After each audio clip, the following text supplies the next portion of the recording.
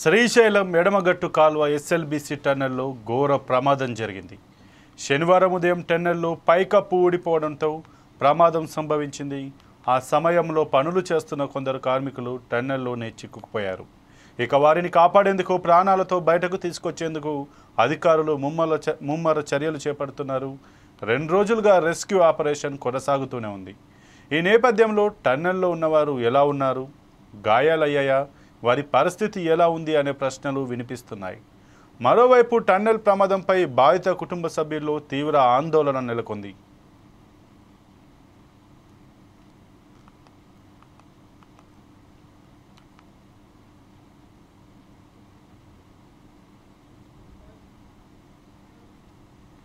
నాగర్ కర్నూల్ జిల్లా ఆమ్రాబాద్ మండలం దోమలపెంట సమీపంలోని శ్రీశైలం ఎడమగట్టు కాలువ టన్నెల్లో సహాయక చర్యలు ముమ్మరంగా కొనసాగుతున్నాయి.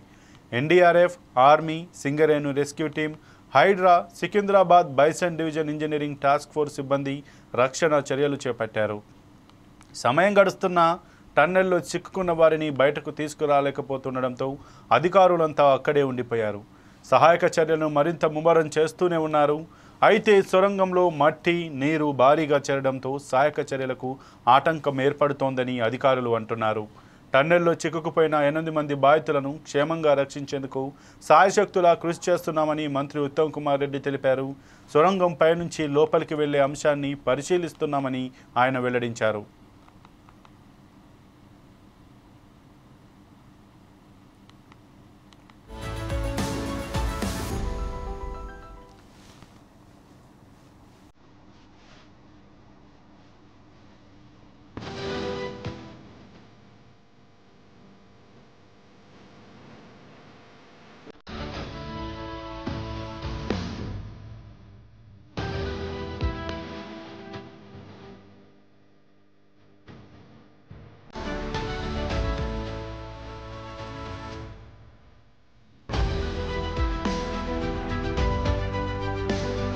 నూట 130 మంది ఎన్డీఆర్ఎఫ్ సిబ్బంది, 120 మంది ఎస్డీఆర్ఎఫ్, 24 మంది ఆర్మీ, 24 మంది సింగరేణి రెస్క్యూ టీం, 24 మంది హైడ్రా సిబ్బంది సహాయక చర్యల్లో పాల్గొన్నారు. సొరంగంలో 13.5 కిలోమీటర్ల వద్ద పైకప్పు కూలింది. అక్కడి వరకు వెళ్లిన సహాయక బృందాలు టన్నెల్ బోరింగ్ మిషన్ వద్దకు వెళ్లేందుకు తీవ్రంగా శ్రమిస్తున్నారు. అక్కడి నుంచి 1/2 కిలోమీటర్ వెళ్లేందుకు మట్టి నీటితో అడ్డంకులు ఏర్పడుతున్నాయి.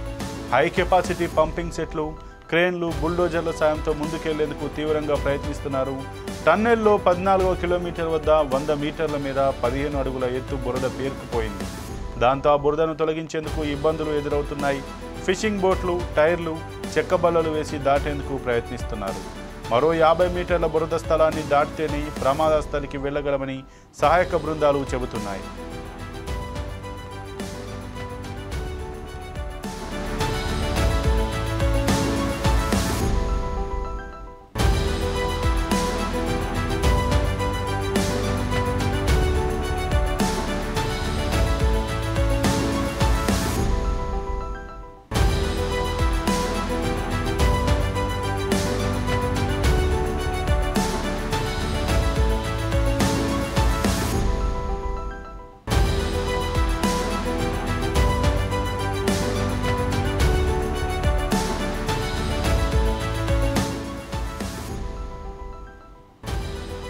ఎస్ఎల్బీసీ టన్నెల్లో చిక్కుకున్న వారిని బయటకు తీసుకొచ్చేందుకు ఆర్మీ, వైద్య బృందాలు కూడా సహాయక చర్యల్లో పాల్గొన్నాయి.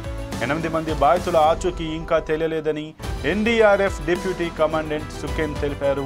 సహాయక చర్యల కోసం ఇవాళ రాత్రికి నేవీ బృందం శ్రీశైలం చేరుకోనుంది.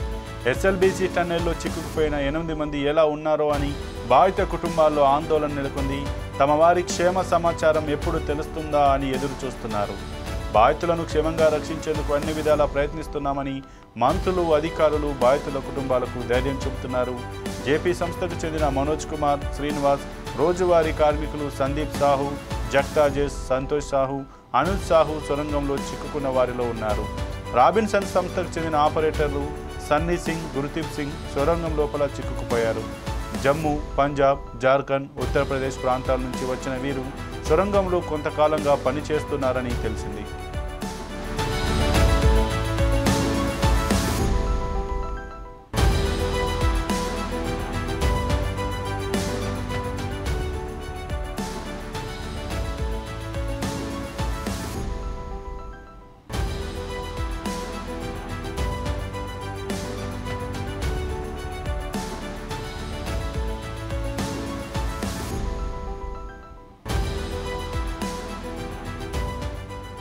టన్నెల్లో కొనసాగుతున్న సహాయక చర్యను మంత్రులు ఉత్తమ్ కుమార్ రెడ్డి, జూపల్లి కృష్ణారావు ఎప్పటికప్పుడు పర్యవేక్షిస్తున్నారు. లోకో ట్రైన్లో సొరంగం లోపలికి వెళ్లి వచ్చిన తర్వాత మంత్రి జూపల్లి కొన్ని విషయాలు చెప్పారు. సొరంగంలో నీరు, బురద తోడేసే పనులు కొనసాగుతున్నాయని అన్నారు. సొరంగం లోపలికి ఆక్సిజన్ పంపుతున్నారని, సహాయక బృందాలు రాత్రి నుంచి నిరంతరాయంగా పనిచేస్తున్నాయని అన్నారు. రెస్క్యూ టీములు టన్నెల్ బోర్ మిషన్కు చేరువుగా వెళ్లాయన్నారు మంత్రి జూపల్లి. టన్నెల్ లోపల పరిస్థితి భయంకరంగా ఉందని పేర్కొన్నారు. నేటి ఉధృతికి బోరింగ్ మిషన్ కొట్టుకొచ్చిందని, అవసరమైన యంత్రాలు లోపలికి తీసుకెళ్లలేని పరిస్థితి ఉందన్నారు. కార్మికులను రక్షించే ప్రయత్నాలు తీవ్రంగా చేస్తున్నామని, లోపల చిక్కుకున్న కార్మికుల నుంచి ఎలాంటి శబ్దాలు రావట్లేదని మంత్రి జూపల్లి అన్నారు. అయితే కార్మికుల విషయంలో పరిస్థితి ఆశాజనకంగా లేదు. అయినా చివరి వరకు మా ప్రయత్నాలు కొనసాగిస్తామని మంత్రి జూపల్లి తెలిపారు.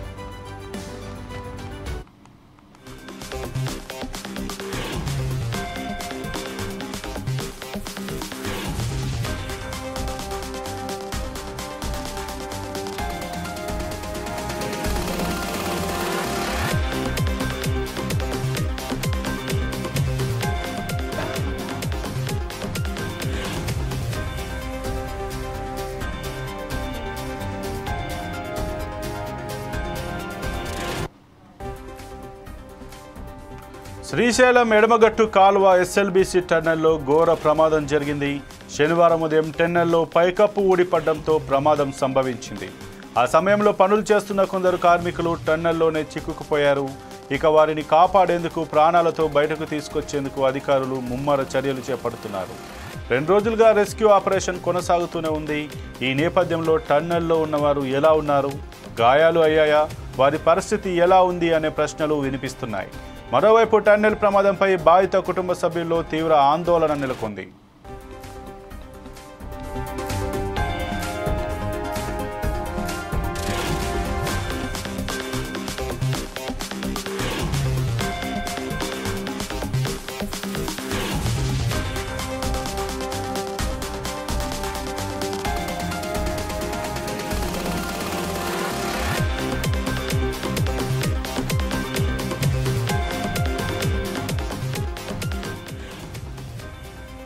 నాగర్ కర్నూలు జిల్లా ఆమ్రాబాద్ మండలం దోమలపెంట సమీపంలోని శ్రీశైలం ఎడమగట్టు కాల్వ టన్నెల్లో సహాయక చర్యలు ముమ్మరంగా కొనసాగుతున్నాయి.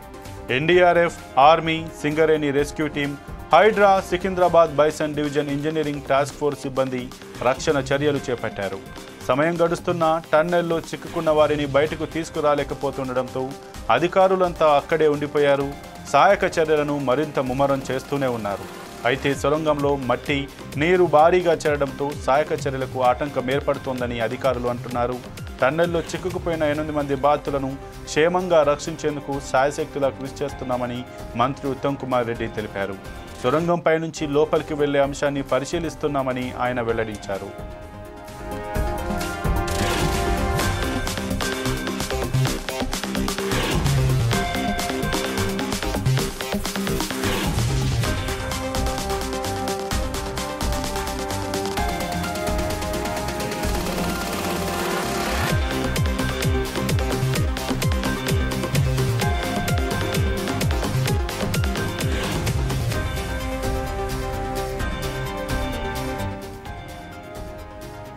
నూట 130 మంది ఎన్డీఆర్ఎఫ్ సిబ్బంది, 120 మంది ఎస్డీఆర్ఎఫ్ సిబ్బంది, 24 మంది ఆర్మీ, 24 మంది సింగరేణి రెస్క్యూ టీం, 24 మంది హైడ్రా సిబ్బంది సహాయక చర్యల్లో పాల్గొన్నారు. సొరంగంలో 13.5 కిలోమీటర్ వద్ద పైకప్పు కూలింది. అక్కడి వరకు వెళ్లిన సహాయక బృందాలు టన్నెల్ బోరింగ్ మిషన్ వద్దకు వెళ్లేందుకు తీవ్రంగా శ్రమిస్తున్నారు. అక్కడి నుంచి 1/2 కిలోమీటర్ వెళ్లేందుకు మట్టి, నీటితో అడ్డంకులు ఏర్పడుతున్నాయి. హై కెపాసిటీ పంపింగ్ సెట్లు, క్రేన్లు, బుల్డోజర్ల సాయంతో ముందుకెళ్లేందుకు తీవ్రంగా ప్రయత్నిస్తున్నారు. టన్నెల్లో 14వ కిలోమీటర్ వద్ద 100 మీటర్ల మేర 15 అడుగుల ఎత్తు బురద పేరుకుపోయింది. దాంతో ఆ బురదను తొలగించేందుకు ఇబ్బందులు ఎదురవుతున్నాయి. ఫిషింగ్ బోట్లు, టైర్లు, చెక్కబల్లలు వేసి దాటేందుకు ప్రయత్నిస్తున్నారు. మరో 50 మీటర్ల బురద స్థలాన్ని దాటితేనే ప్రమాద స్థలికి వెళ్లగలమని సహాయక బృందాలు చెబుతున్నాయి.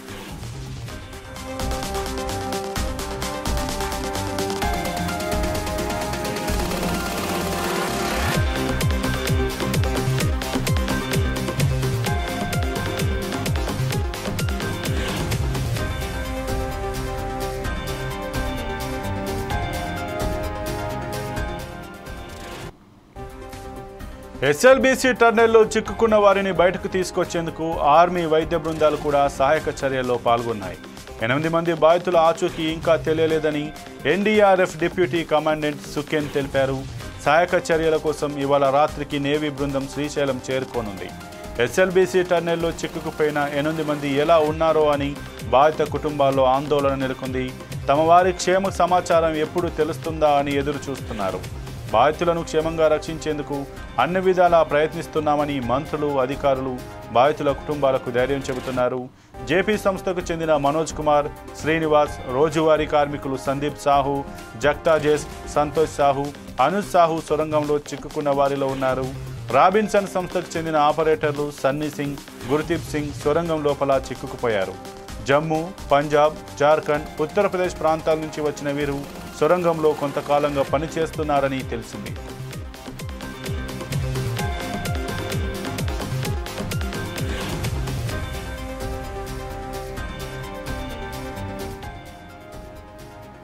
టన్నెల్లో కొనసాగుతున్న సహాయక చర్యలను మంత్రులు ఉత్తమ్ కుమార్ రెడ్డి, జూపల్లి కృష్ణారావు ఎప్పటికప్పుడు పర్యవేక్షిస్తున్నారు.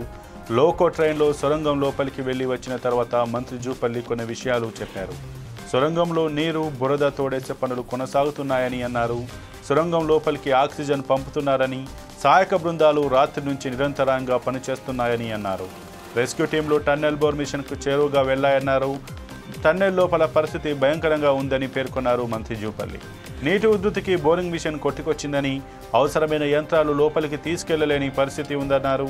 కార్మికులను రక్షించే ప్రయత్నాలు తీవ్రంగా చేస్తున్నామని, లోపల చిక్కుకున్న కార్మికుల నుంచి ఎలాంటి శబ్దాలు రావట్లేదని మంత్రి జూపల్లి అన్నారు.